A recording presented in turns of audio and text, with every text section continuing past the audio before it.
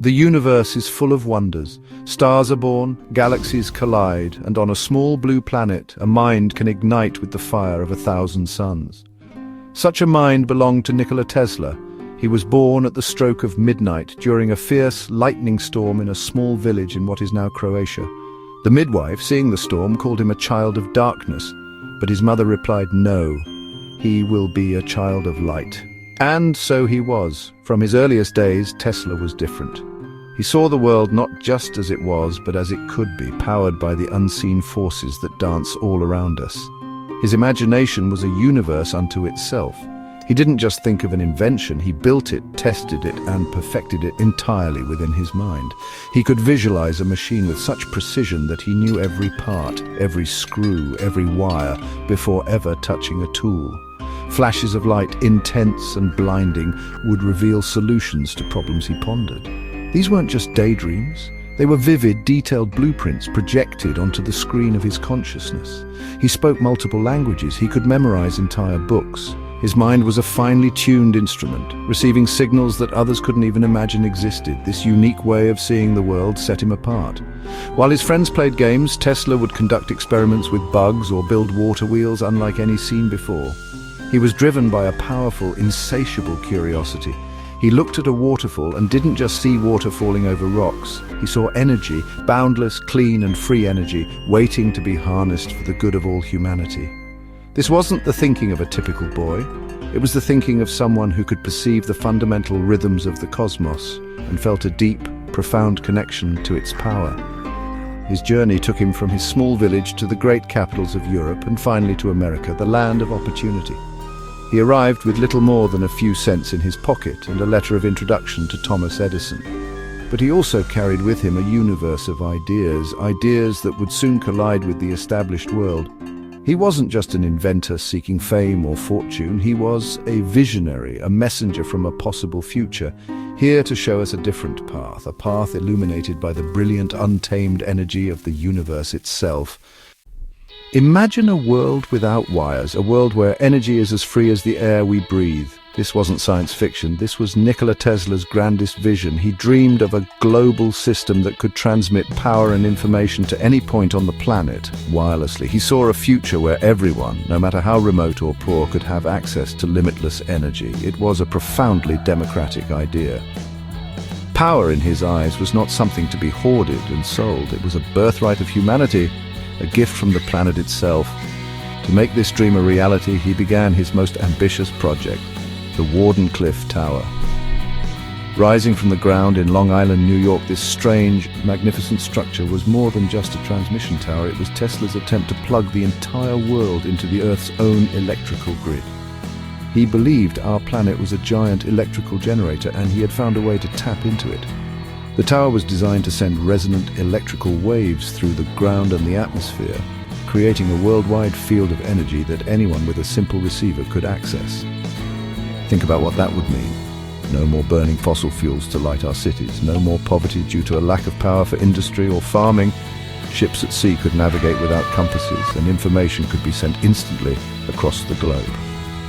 Tesla's plan was to create a symphony of energy, with the Earth as the orchestra and the tower as his conductor's baton. He was on the verge of creating a connected, powered world, a full century before the internet. He wasn't just trying to invent a new device, he was trying to elevate all of humanity. His preliminary experiments were astounding. He could light up lamps wirelessly from miles away. He created artificial lightning bolts longer than any ever produced in a laboratory. He was proving that his principles were sound. The air itself, the very ground beneath our feet, was a medium for power. Wardenclyffe was the key. It was the first step toward a new kind of civilization, one built on abundance and connection, not scarcity and control. The dream was so close he could almost touch it. A beautiful idea can be a dangerous thing, especially to those who profit from the old ways. Tesla's vision of free, wireless energy was a direct threat to some of the most powerful people of his time. His main financial backer for the Wardenclyffe Tower was the banking magnate J.P. Morgan, one of the wealthiest men in the world. Morgan had invested in Tesla's vision, but he was a businessman. He invested in things he could control, things he could own, and things that would make him even richer. He saw the future in terms of profits and monopolies. When JP Morgan finally understood the true scope of Tesla's plan, he was horrified. The question he famously asked Tesla was, if anyone can draw on the power, where do we put the meter? This single question reveals the vast gulf between the two men's worlds. Tesla was thinking about humanity, Morgan was thinking about money. The idea of a resource that couldn't be quantified, built and controlled was not just unprofitable, it was terrifying to the industrial and financial empires built on controlling resources like copper for wires and coal for power plants. Suddenly, the funding for Wardenclyffe dried up. Morgan, who had the power to build entire industries, pulled his support, ensuring no one else would invest either. He had seen the future Tesla was building, and he chose to shut it down. The financial world turned its back on the man who wanted to give them the world. It was a calculated business decision. A world with free energy meant the collapse of multiple industries, a shift in global power, and an end to the fortunes made from selling energy by the kilowatt hour. The dream was too big, too generous, too revolutionary for the gatekeepers of capital. And so the magnificent Wardenclyffe Tower, Tesla's monument to a better future, was never completed. It stood for years as a silent, skeletal reminder of a dream denied. Eventually, it was torn down and sold for scrap to pay off Tesla's debts. The powerful titans of industry had made their choice. They chose a world of meters and wires, of scarcity and profit, over Tesla's world of abundance and freedom. They didn't just defund a project, they steered the future of the entire planet down a different, more profitable path. The battle for the future wasn't just fought in boardrooms with checkbooks, it was also fought in the court of public opinion, with propaganda and, honestly, a lot of lies. Tesla's greatest rival was his former employer, Thomas Edison. The two men were polar opposites. Edison was a brilliant inventor, yes, but he was also a ruthless businessman, a master of public relations. Tesla was a solitary visionary. Their conflict came to a head in the war of currents, a struggle between Edison's direct current or DC system and Tesla's far superior alternating current or AC system. Edison, seeing his DC empire threatened by AC's ability to transmit power efficiently over long distances, launched a vicious smear campaign. He tried to convince the public that Tesla's alternating current was deadly and dangerous. To prove his point, he held public demonstrations where his associates would electrocute stray cats and dogs using AC. He even helped develop the first electric chair powered by AC, forever linking Tesla's current in the public mind with death and horror. It was a campaign of fear, designed to demonize a technology he couldn't beat fairly. The press, often swayed by powerful advertisers and established figures like Edison, joined in the attack. They portrayed Tesla as a mad scientist, a strange and eccentric foreigner with dangerous ideas. They mocked his visions and sensationalized his experiments. When he spoke of wireless communication and cosmic energy, they painted him as a dreamer at best and a charlatan at worst. He was outmaneuvered in the game of public perception. While Edison was celebrated as the great American inventor, Tesla was increasingly pushed to the margins, his genius overshadowed by suspicion. Despite the campaign against him, Tesla's AC system ultimately won the war. Its technical superiority was undeniable, and it became the standard for power generation and distribution across the globe. Every time you plug an appliance into a wall, you are using the system Tesla championed. Yet the victory came at a great cost to his reputation. The whispers and the smears stuck. He was forever branded as an outsider, the other inventor. The war left deep scars, isolating him and making it even harder for him to find support for his more revolutionary ideas that were yet to come. As Tesla grew older, his mind journeyed even further into the unknown. His notebooks, many of which were seized by the United States government after his death, are filled with ideas that still sound like science fiction today.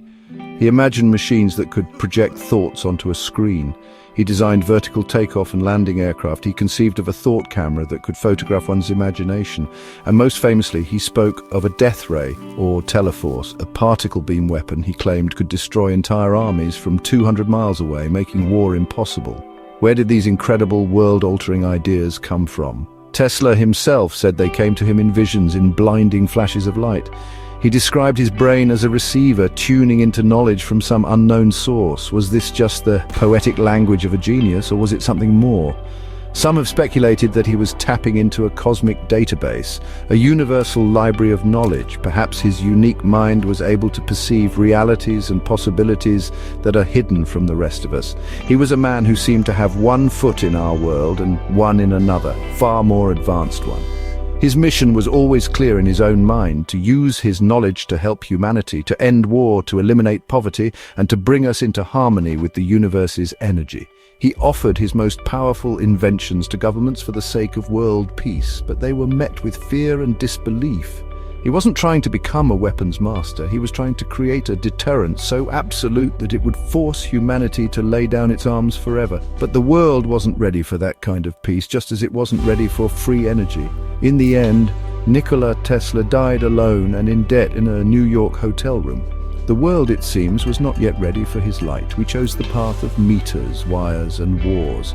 But a dream as powerful as Tesla's never truly dies. It echoes through time, waiting for us to catch up. Today, as we explore wireless charging, global communication, and new sources of clean energy, we're simply walking down the paths he first illuminated over a century ago. His story is a cosmic lesson that one brilliant mind can see a future for all of us, even if we aren't ready to see it for ourselves. The dream lives on,